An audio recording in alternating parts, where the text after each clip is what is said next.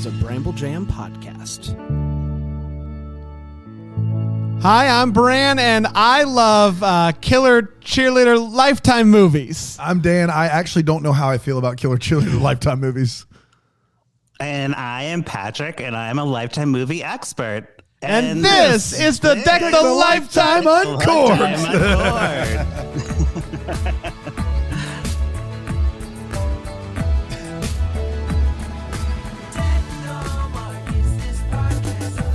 It's like a combo of songs. You hit us with that remix. Is what it's you a did. remix of the Deck the Hallmark and Lifetime Uncored. That's I think what everybody's been asking People for. have been clamoring for it. They've been like, "Hey guys, is there any way you could get a remix to Deck the Hallmark?" Yeah, the theme song. That's what's happened.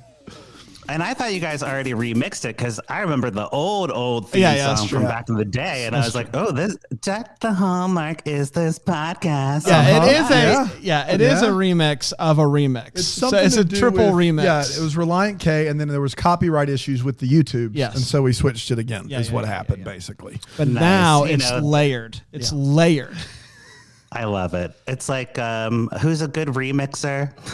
Skrillex? Does Skrillex still do things these days? I love that you just went to Skrillex. Like that was quick. Right. That was a quick pop. Quick. I guess he's the top remixer in the world. You heard it here first, everyone.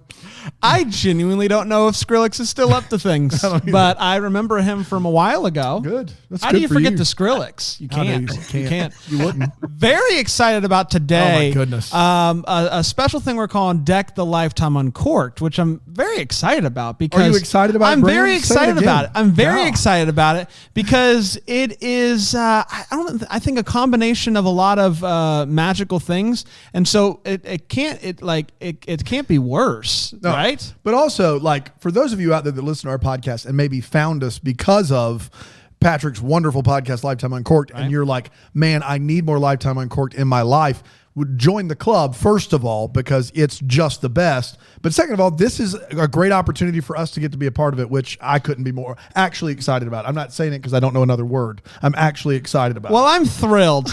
Patrick, Yes. I want you to catch everybody up to speed because it's been quite the year in the Lifetime Uncorked camp, if you will.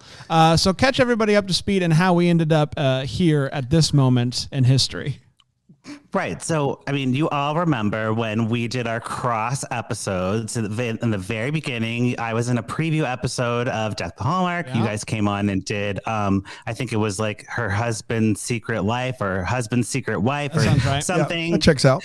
All I know is there was a horse statue and things got weird. But yeah, we've been like buddies ever since and kind of just doing our things. And then Lifetime Uncorked took a hiatus last year because our producer Drew had a stroke, which is such a bummer, but hey, he's with us here today. He's rocking it. He's in recovery and doing well.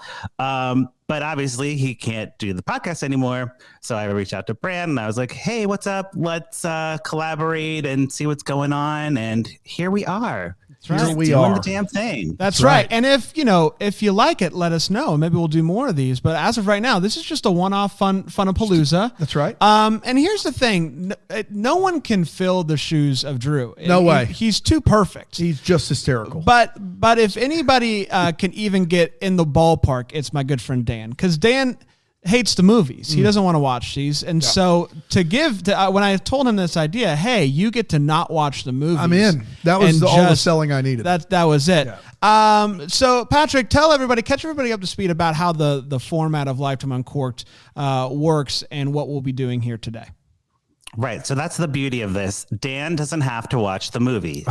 We love that. And basically, me and Bran are going to recap the movie to Dan, and he's going to use his imagination along with you, the listeners, who don't have to watch the movie either. We watch these movies so you don't have to. That is the point of the podcast. You guys are watching Hallmark movies most likely, and you're like, I don't want to watch this cheerleader murder movie.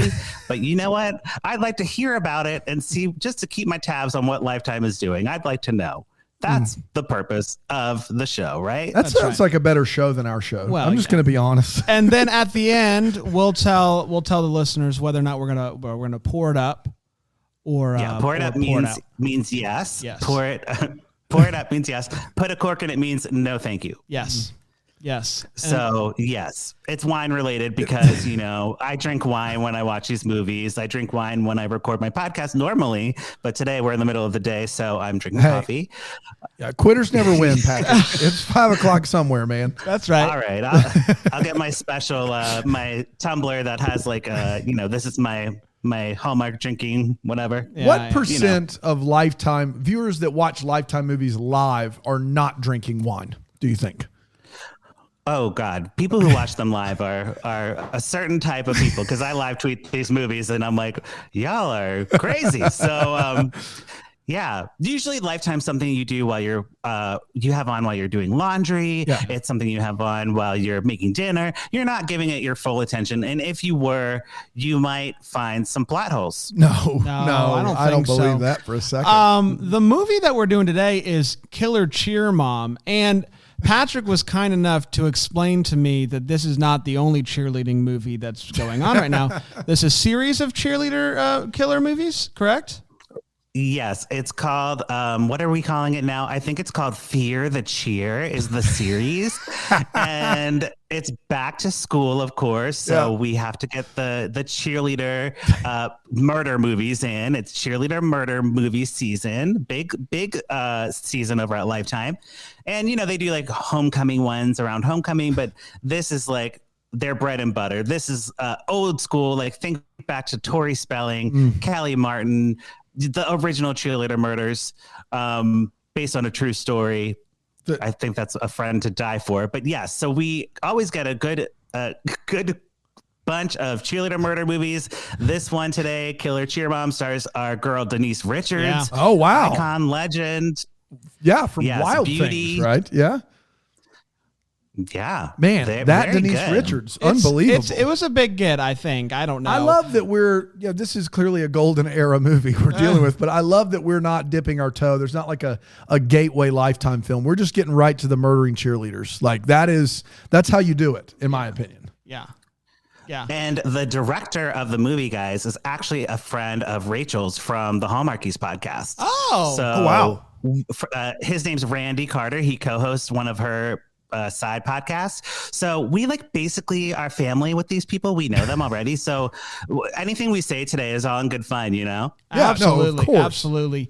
And Dan, I'll let you take it away here, Patrick. But if you thought that the genre of the movie wasn't, dipping our toe, like we were going head first, it starts off with a bang. This movie does. It really starts off with, hey, here we go. We're doing this thing. So Patrick, I'll let you steer the ship here, but I just want people to know Lifetime's not playing around. It's not like in a Hallmark where it starts with 5 minutes of leaf shots, Like Lifetime's going to get down to business. Is the quickly. Plot somehow less important, from a standpoint of talking it through, than Hallmark is? The plot is something. I'll tell you that much. It's always like a mystery. It's always going to give you something. You might know where it's going. And that's kind of the fun of it. There's more action than in a Hallmark mystery movie. Of course. There's serious stuff going on here. So Patrick, take it away. Yeah. So, basically we have our Killer Cheer Mom, which are Denise Richards, Thomas Calabro, Courtney Falk, and JJ Warren. Well, you can't say that on this show. Denise Richards. Courtney, calm down. I'm like, wait, what? Okay. Yes. Now I'm blushing. You guys have made me so blush. So yes. I just like to say the stars at the top so we know who they are. But usually in Lifetime, you don't know who anybody is. So it's not like you guys at Hallmark, you have your stable of people. Mm-hmm. These people are coming in and out. It's like, thanks for your service. Goodbye. Okay, great. Sure. So the movie starts off. We have two blondes and we don't see their faces really. We just see two blondes. One's tied up. The other one is dumping gasoline all over the other blonde. Okay. And you're like, wow, that's intense. This is typical for a Lifetime movie. I just got to tell you, because there's another movie with Payne Vega's sister, one of the, I forget, not Alexis Payne Vega. There's another one. Oh, sure. And she dumps gasoline all over herself and lights herself on fire. And that's how the movie starts. Yeah. What? She's also a cheerleader in that movie. So Lifetime really goes there. Okay? I can't, like, there are so many things that I can imagine happening to me. One of them does not involve gasoline being poured on me. Like, that's way down on the list of ways I assume somebody would kill me. Yeah, pouring it on yourself. Yes. I'm a little more. Alexis Pena Vega has a sister that also has the last name Pena Vega. No, it's probably just the Vega, right? Or just one of them. Pena. Who is she? I don't know. When you get married and you're in a Lifetime movie, you take the more famous names. So you just add on the Pena Vega. You just add the Pena Vega. Okay, go. That's right. It's like Hillary and Haley Duff. You know, they keep the Duff. Yes. Whatever they're getting married, they keep the Duff. Anyways, you know, Lifetime likes to start with this thing where they start with like the end of the movie at the beginning of the movie to give you a teaser as to what's going to happen. It's good. Good storytelling. And then we flash back to a week before. So now we will see how we get to the Gasoline Blondes with the movie. Okay. I saw Gasoline Blondes live. I did. They were wonderful. Good band. Really good band. Sorry, go ahead. That is a great band name, actually. Yeah, we need to make that happen. We're all brunettes here, but I think we could get some hair dye and really get something started. I mean, if you're so we cut to Lifetime pop music, which is just generic, like Jessie J, like if you can imagine, like very nondescript girl singing happy music. And we get a lengthy cheerleader routine, which involves no cheerleading and no tumbling, just like pom-poms and like hip swaying. Okay. Back in my day, we if you weren't flying, you weren't cheering. Like you would throw people up in the air, and that's how you showed off. Listen, Mr. 5A public school. That's like right. We all didn't grow up with like all of that talent, right? Like throwing people in the air. Somebody at a school my size, somebody was going to get hurt if you did that. Well, people did get hurt. That was part of the fun. Yeah. Well, there you go. Yes, you got to do a basket toss. You got to do a herky in there. You got to get all your moves in. But a herky, when you jump up and you put your legs up to the side. Oh, that's what that's called. I learned something new today. It is. Man. You know, I'm here with the useless information. So if you ever needed anything that you didn't want to know about, that's gayish. That's me. Okay.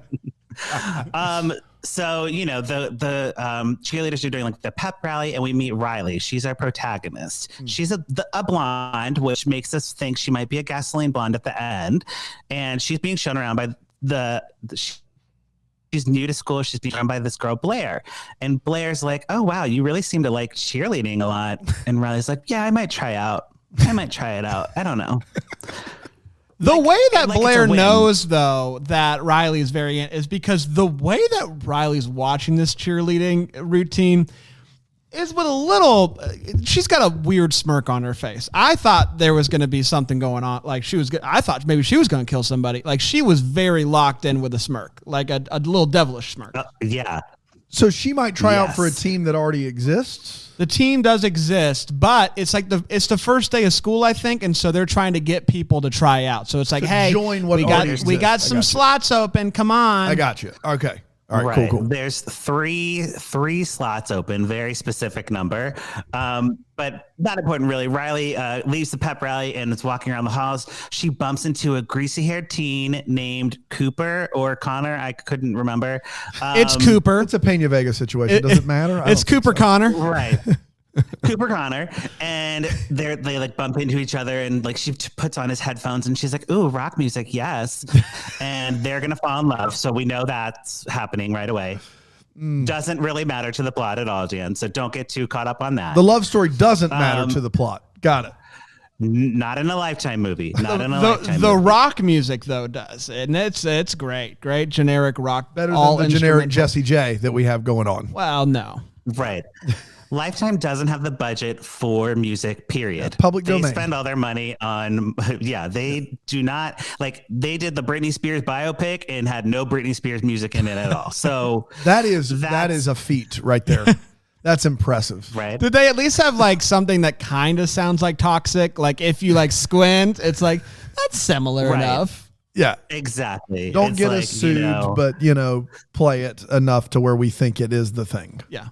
Right? Instead of Toxic, she performed her #1 hit, Poison, and it was great. You're poison. You're poison. I'm slipping. The thing is you can't have music because you got to back up the Brinks truck for Denise Richards, right? Like you can't. How much money could possibly left over? Denise Richards commands a salary. You got to pay her something, right? Absolutely. And speaking of Denise Richards, she shows up at the school and she's like, "Hey, Riley, it's me, your stepmom." And the stepmom's name's Amanda, but we're just going to call her Denise Richards for the duration of this recap. And she's like, "Riley, would you like to go get froyo?" And I'm like, froyo is so specific. And like froyo is brand, right?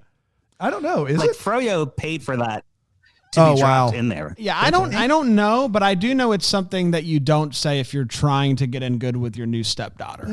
You don't say froyo in front of all the friends. There's not a decade where that works out well for you. I don't think. Froyo. You want to go get some froyo? No. Yeah, and she's got that Midwestern thing going on, Denise Richards. She's like leaning into that hard in this movie. So I can't do a Midwestern accent, but she's got that going on. So just picture that, Dan. She's got range. Richards has range. I've said it for years. So Richard's range. It's a known fact. So Riley is very embarrassed, and her father is even more embarrassing. This guy, Dan. Okay, think like. What, Joe Pesci? Think like Joe Pesci, but taller. And he's like, "Hey, my daughter, I heard you're trying out for cheerleading. You're cool. Rah, rah, rah." It is the most insane father-daughter scene I've seen on a Lifetime movie in a long time. It was crazy. He was a kooky fellow. Full my cousin Vinny. Yeah, he was something special. Well, that maybe produces the offspring that would smirk at a cheerleading routine. Yeah. Maybe. Potentially. Yeah. That man's name is Thomas Calabro, and I just want to say, Thomas, you're killing it. So you just keep doing you, man. I need more Thomas in my life. Yeah, I want to see his spinoff. Okay. But basically, he's like, "I know, daughter, that you hate this new town we're in. We're originally from Chicago, and you hate Denise Richards, but like, give it a shot. Give it a shot." And then around the corner, you see Denise Richards listening to the conversation. Yeah, she's very much in that life. Yep. Ooh. So eavesdropping. How do you say that word? Eavesdropping. Eaves. Yeah. I think. Okay, like it's Christmas Eve. Yes. Yeah, like exactly. Dropping. Like and it's like eavesdropping is like her full-time job in this movie. She always knows where a corner is because she's going to be behind it. Like that's just what she does. It's where she's made her house. Almost like Lifetime is trying to give step parents a bad name. No. You know. So yes, Denise Richards is going to win the award for best corner snooping person. Okay. Yeah. She shows up, Denise does, at the cheerleading tryouts and like is giving thumbs up to her daughter who's like trying out and is terrible. Bad. She's a very bad cheerleader. Like the worst one. Worse than this classic palms and sway? Like she doesn't know how to do it. Like she's just like, they're like, here's 4 moves, 4 steps, arm, down, up, here. I believe that's what it was, right? Like it's just like arm to the side, down, both arms, up. And she couldn't get it. You made the team. I made the team. You're on the squad, buddy. You made the team. She couldn't get it. Wow. She couldn't get it. And Denise is like, "Ooh, I got my work cut out for me." So she goes down and talks to the coach. And this coach, can I just say, is so sassy. Like she's got her clipboard and she's like, "No, that's not good enough. That's not going to make the team." Like she's the type of coach you want. The no nonsense coach. Yeah. I appreciate that. in a coach. Yeah. That will push you to go harder, right? You're not going to be able to do the Hurleys or whatever they were called. Herkies. Without this type of coach. This coach is going to get him to Herky status. I think so. But yeah, I just wanted to say that coach was pretty good. And she's like not having any of Denise Richards, right? She's like, "I'm the coach. You're the stepmom. Like, back off.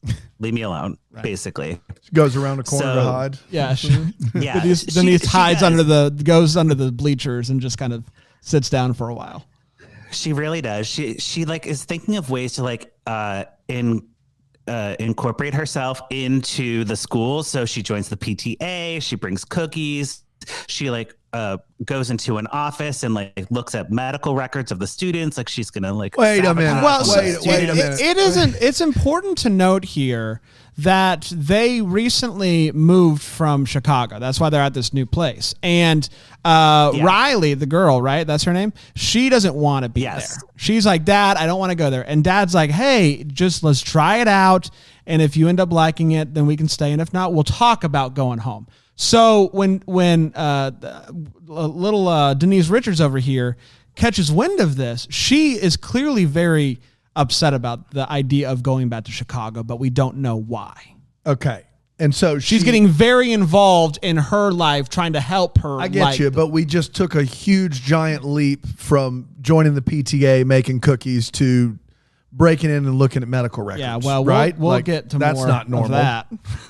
Oh, yeah, definitely not normal. And definitely like, Denise Richards is using her corner sneakiness and like her general good looks to get what she wants, right? That's what Lifetime like femme fatales do, right? They use their looks. They're like, hello, yes, let me just flirt with this man really quick and I will get what I want. So she's going to use the records to, I guess, get this girl D kicked off the squad because she didn't...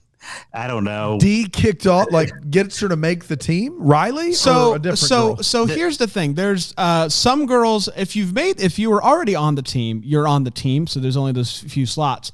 When she realizes how bad her stepdaughter is, she's like, I gotta make more room. I gotta make more room for her. So what I'm going to do is I'm going to ruin this girl's life by getting her records, her medical records, and like lying on, like I'm going to act like I'm the doctor. I think she says she has asthma and can't sign off on her being on the squad or whatever. But isn't this a simple fix? The girl just goes, "That's not true. I don't have asthma." Yes, Dan, you're correct. She did do that. So I don't know what happened to that girl, but basically she's out. Basically she's out. She says like, no, my doctor said, and they're like, too bad, your form says asthma. You're out of here, basically. Ironclad. Form says asthma. I don't know anymore. Ironclad.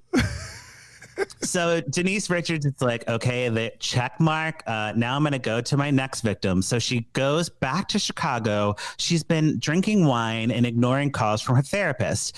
This is where Lifetime gets a little problematic, right? What? They don't depict men. Right. Oh, you're right. There's been so many things. Flirting to get in and destroy medical records above board. But now we're getting in the shady, seedy part of things. Now we're crossing the line. Right. Now we're crossing the line.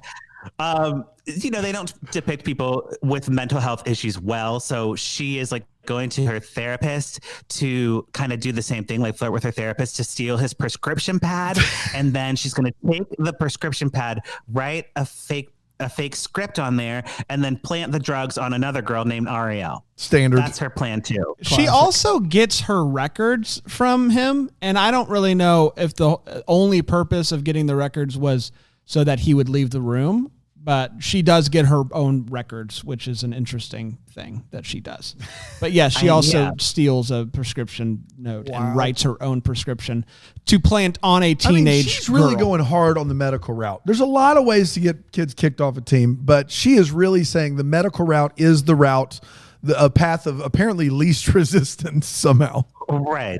Well, and don't worry, Jan, because she's going to double down on these two girls. If them getting kicked off the team wasn't enough, she's also going to get them suspended from school, completely taken away from school and ruin their lives. She is the most tech savvy mom in a Lifetime movie we have ever had. Wow. She goes on her laptop. She searches on not Google search. It's just called search, but the colors are still Google. Classic search. It's a real Britney Spears can't use her music situation.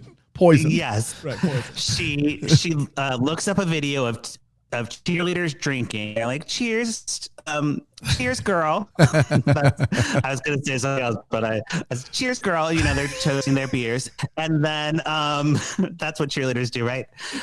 Cheers, girl. Cheers, girl. Cheers, girl.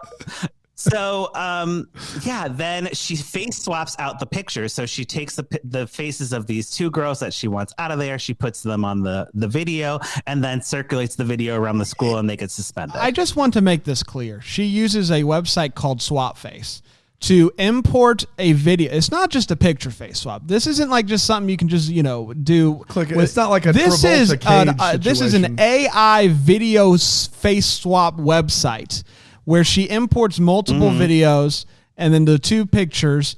And then over the course of, I believe it says it was going to render for 7 hours or something like that at the end, which I was like, you know what? It probably would. So thank you for trying. If we have the technology to do this, it wouldn't take like 7 hours. It's hard to say, man. AI waits for no one. So Jimmy Fallon used to have a bit called Head Swap. Yeah. This kind is of like just that. Real life head swap. Real life. But it's going to look, it's going to look like, it's what they call on the internet a deep fake, I believe. Is that the terminology? Deep fake. Sure, yeah. It's like Gollum from like Lord of the Rings, like how they had all those dots on his face. Like it's kind of like that high-tech technology that Denise Richards knows all about. Yeah, of course she does. She's got plenty of time on her hands. Just doesn't want to go back to Chicago. Don't make me go back to Chicago. But she does this because she realizes the doctor's note thing was going to get found out that it wasn't going to be true. And then like the prescription drugs, they're going to research that. And so she doubles down on this. Like she's like, I should have started here. Yeah. To be fair, I should have started here with a deep fake. If you're that tech savvy, that's swap. Where you should start. Forget the medical stuff. You got to get them out of it. You got to make sure they're out. Yeah. Exactly. So she's got, so that they're out. Like it's looking good for Riley, right? She's like, pretty good. So Denise Richards opened up about her past relationship. She starts like bonding with Riley on like a personal level, like an actual human being. And she kind of talks about her past where she was dating some guy or something and he killed himself. I don't really know. It's not important to the plot, but I just wanted to talk about Denise Richards acting dramatically. So like in full Midwestern accents, right? Right. Yeah. Oh man, I wish I could do it. You're in Chicago, Patrick. You hear it every day. Come on, give me something. I know. I'm like, oh, don't you know that my boyfriend died in an suicide? Huh? Yeah. Yeah. Oh yeah. Eh?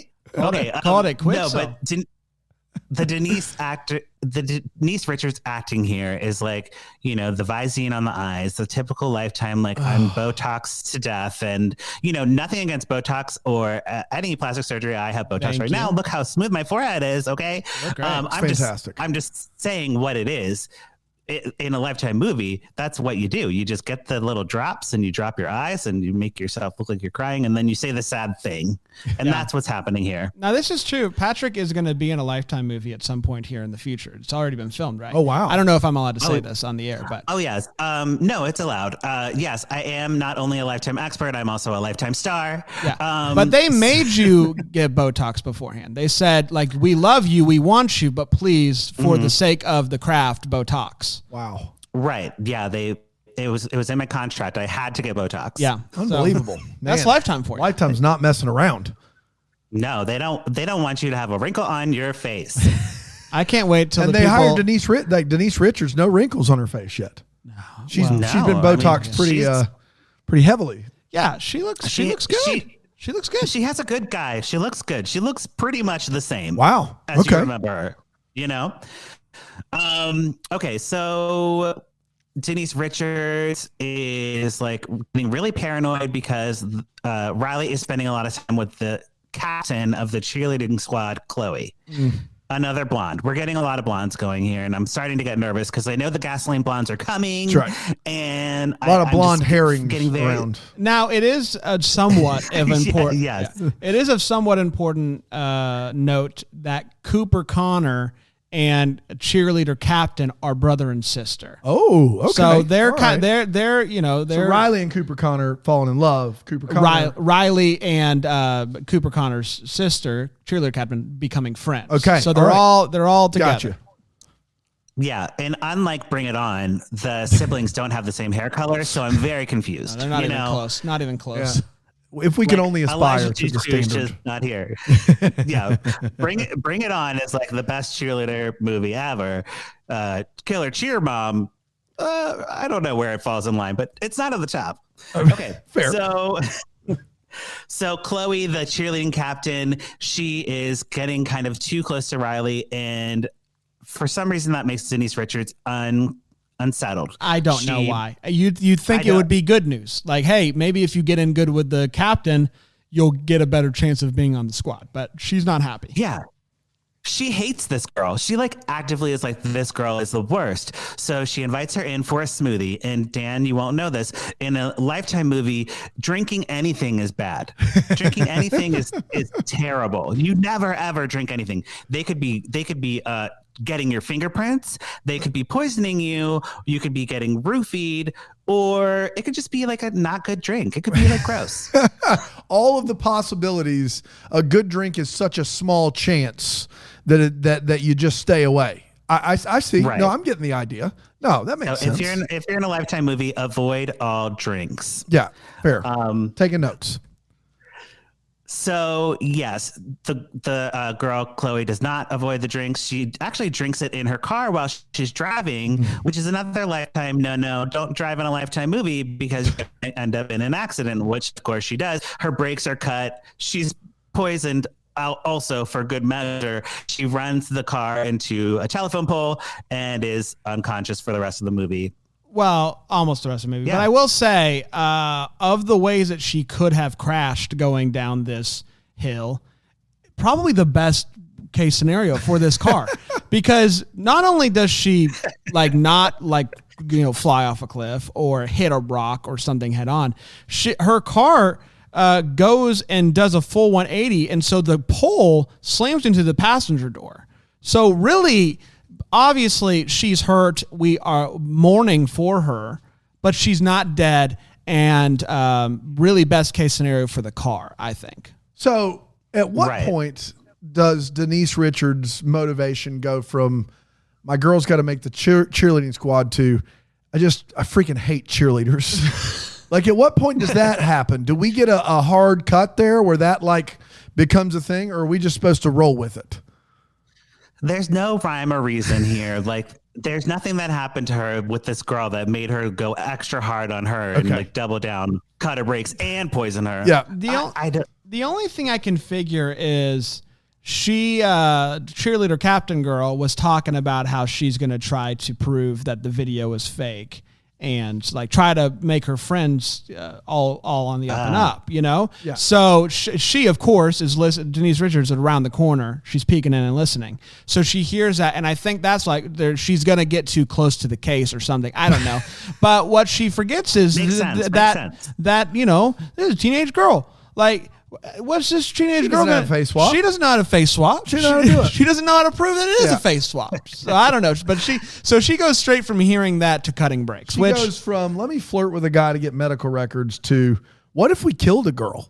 What if we did that? Let's try that out and see what happens. Yeah, and it doesn't work. But everyone now blames Riley because they think that Riley is killing Chloe or trying to take Chloe out to get her spot on the team, even though she's basically the only person left trying out for the squad at this point, But it ruins Riley's reputation. She's like, I have to clear my name. Even Cooper Connor. Even Cooper Connor's not on board with her anymore. Oh, no. Yeah. Man. I know. Falling out. I know. Yeah. So Riley goes to clear her name. She asks her best friend Bailey, who has somehow survived this movie because usually the friends die right away. She survived, and she's like, Bailey, do you want to go to Chicago with me and look for some clues about Denise Richards? And Bailey's like, I'm good. I don't need to do that. No, thank you. And I'm like, that is the most real thing to ever happen in a Lifetime movie. I just loved Bailey. I'm like, yes, you tell her no. That is a stupid idea. Bailey used, I think, a robot competition as an excuse not to go, which I think is great. Bailey's playing her cards close to the vest. She realizes that she's made it longer than she's supposed to, and so she's just like, I'm not going to go. It's not the risk. It just outweighs the reward by a mile. So it's a no for me. Love you, but it's a no. I like that. I respect Bailey. I'm on board. Yeah, set your boundaries. Everyone should know their boundaries and speak them. So, Bailey did that, and I'm proud of her. So Cooper Connor, of course, ends up going in her place. They find the ex-wife of the guy who Denise Richards had was telling the sad story about. And that wife is like, oh yeah, Denise Richards is crazy. Stay away from her. Yeah. Oh, and by the way, when she was living in Chicago, her name was Mallory, and she's very dangerous. And you're like, okay, great. BT dubs. Yeah, it's just kind of like that exposition character at the end of a Lifetime movie. Plot. Yeah. Yeah, so not really important. In a Hallmark movie, this person would be in the beginning. Beginning of the movie. You are this. Yes. No, this happens at the end of the movie by like a sister of somebody or whatever. Gotcha. All right. Always a random making character. Sense now. Yep. And if I were to be in a Lifetime movie again, this would be like the goal role for me. I'd be like, I want to be this random person that doesn't matter to anything in the movie. I want to be that. Love it. So then they go talk to the therapist, and the therapist is like, you know what? I noticed that my script pad is missing. So yeah, I think you guys are in trouble. And they leave the office, and of course Denise Richards is there. She knocks out Connor Cooper, and then she drags away Riley in broad daylight. So we're getting towards the end. It's not good. It's not good because the last thing. Listen, we're all worried about Riley here, but this is in Chicago. She drags her away in broad daylight.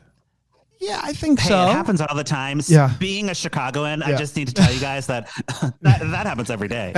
Okay. But the bad news is her and Cooper Connor had just gotten there. That you know what, Cooper Connor was convinced at this point. Hey, the girl I like didn't try to kill my sister. So like, I was happy for them, and then suddenly, now they're knocked out, and that made me hurt as a person who is cheering for Cooper Connor. Of course. Well, right, and you're not used to the scary Lifetime life. No, you know? It was very scary, very scary. So scary. You guys, I actually am like afraid of like really stupid things. Like growing up, like Grover was the scariest thing to me. Grover, the Sesame Street Muppet, Grover. Yes, Grover would like scare me so bad. My mom had to call Grover's mom and be like, Grover, you are not allowed to come over to Patrick's house anymore. And that solved the problem. So now there's a book that I read my children that was read to me when I was a kid called "There's a Monster at the End of This Book." Are you familiar with this book, Patrick?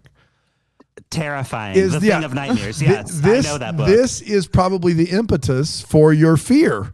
Is you probably were reading the book going, oh, dang, there's a monster. And then it turns out to be Grover. And you're like, you got Shyamalan, like full twist ending. I befriended a monster. Yeah. Get the out of my house.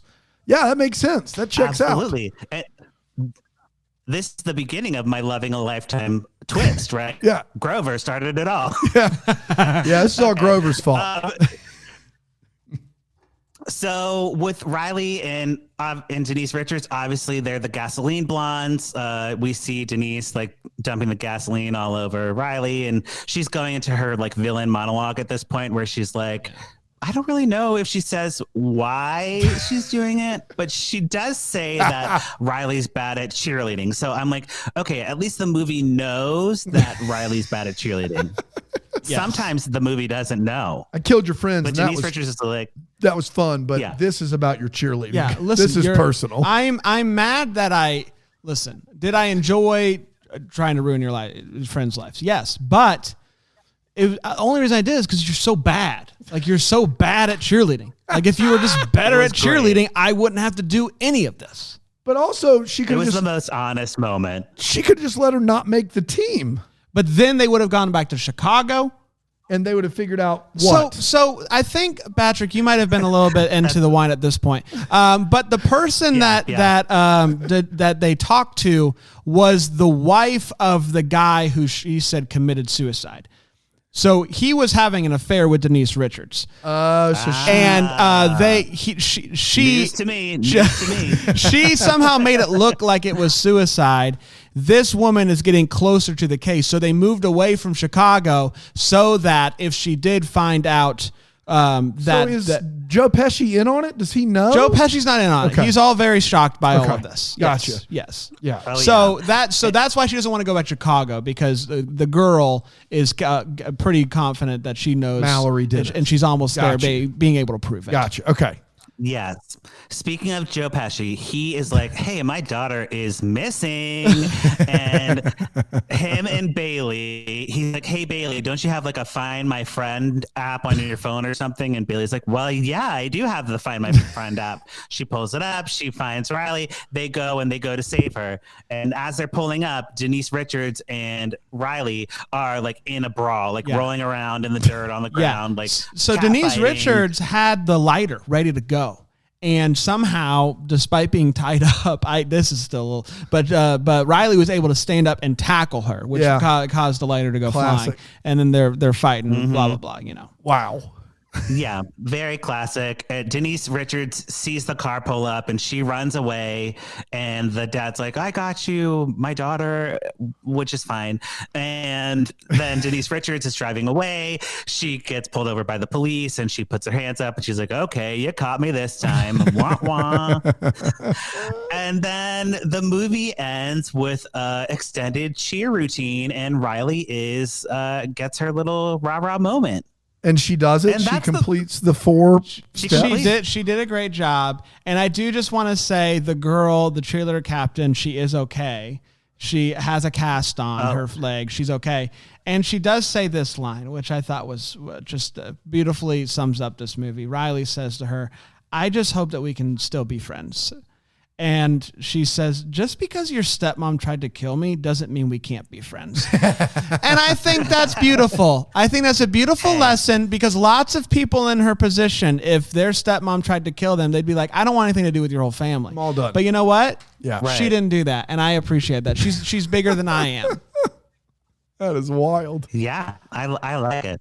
Yeah, and hey, Lifetime's all about friendship and love. Yeah, of course. Just don't drink anything or drive anywhere. And just to catch everybody up to speed here, the movie is called Killer Cheer Mom. No one dies in this one, and she's not the mom either. She isn't a cheer. Yeah, and the girl is hard to make the team. None of those words really strike a chord.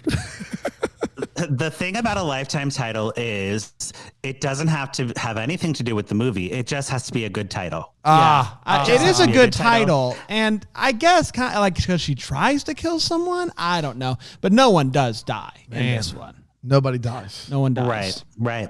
Okay, so that is the recap. So now we are going to go around the table and we are going to say whether we will pour it up, which means we're into this movie, or Dan, for your purposes, based on how we explain the movie to you. No, I've got an answer. Would you pour it up? I got an answer. Or would you put a cork in it? Yeah. All right, so we will start with, I guess, Dan, let's start with you. I love it. You're the guy. Guys, I got to be honest. It could be just me being just completely just washed in a sea of Hallmark, but I'm pouring this up. This is just bonkers. Like it makes little to no sense.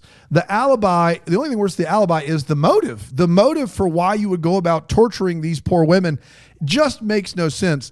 I can hear what is happening here. Our just center screen was like, I'm done. Yeah. I'm done with this. Too much pink. Yeah. They heard It's Denise, guys. That's right. They heard that I poured it up. She's sabotaging us. And they were like, no more.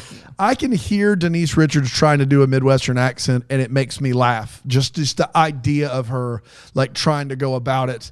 Joe Pesci as a father, also a great bit for me. Bad cheerleading. I will say, I think if you saw this guy, you'd be a little disappointed by Joe Pesci. Really? Okay, fair enough. The vibe. It's a vibe for me. I appreciated the comparison, but Joe Pesci, I think, was offended somewhere. No, I'm sure. But I think the idea of Denise Richards just going ham on folks with little to no motive makes me laugh in general. So I'm pouring it up, guys. Pour it up. Let's do it. Wonderful. Bran, what are you thinking? Yeah. I had a blast with it. I'm pouring it up. I thought this movie was a lot of fun. I liked it more than the one that we watched. What is it? I hated 2 years the one ago. that we Whatever. watched. That was 2018. 3 years ago. I like this a lot more fun. I thought Denise Richards was pretty great in this as the woman who's always around the corner. Like I thought she was great. I thought the girl was fine. She was just, doing her thing, and I thought that was good. And so despite, I'm just so conditioned at this point. Like the fact that we didn't get like a Riley Cooper Connor kiss bums me out. I think I'm gonna have to get over that. Yeah. Like, and He when said it comes didn't matter. I know, but it matters to me. Yeah. Like I just conditioned at this point. Yeah, Like fair. why even have them get close without a kiss? I don't know. It doesn't. But aside from that, I loved it. I'm pouring it all the way up. Big glass for Brand. Big glass all the way up. Wow, all the way up. Here's the thing, Brand. If they did kiss, then he would have been in on the murders, and he would have been right. sleeping with Denise Richards the whole time. So he would have been even more disappointed. Accomplished through a kiss is the next week Lifetime movie. We can't do that this week. But I mean, not a bad plot twist. Let's be honest. Yeah. Hey, I'm always ready for a twist. So I am also going to pour it up, and I'll tell you guys why. So here is the thing. Unanimous pour it up for everybody, which is great. So the Cheerleader murder movies come out every year. My favorite last year was Identity Theft Cheerleader, where this woman literally was a 30-year-old, like think Josie Grossi, Drew Barrymore, never been kissed, except with a cheerleader murderer, which was fantastic. Just the best. But this is probably the best that we're going to get of the Cheerleader movies this year, I would say. A good storyline. We have a big star, big Lifetime money spent on that. And it hits all the tropes. So we have the cheerleader, not being good and her mom kind of helping her. That mother-daughter relationship is always key to a Lifetime movie. And then also all the peeking around the corner, roofing a drink, all the type of stuff that you're looking for in a Lifetime movie. So it hits everything and did it pretty well. Okay. We did it. It's a triple pour up, which it makes for a dangerous night. But I mean, we're with friends. So, absolutely. So who are we? I love it. Listen, if you liked what we did here, we're throwing out ideas. Maybe we'll do like once a week during the holiday season or something like that. Get in the Lifetime world. Let us know what you think. And we'll go from there. I like that. I don't want to make any promises. Yeah. But I'd like to. Even if nothing else, just to get to hear Patrick describe a movie is like, that's why we pay the big bucks. He's the best in the business. It's a gift. It's a gift. I love it, Patrick. Thank you so much for making this happen. Dan, thanks for not watching the movie so that we could enjoy it. And may we be the first to wish you a killer cheerleader day.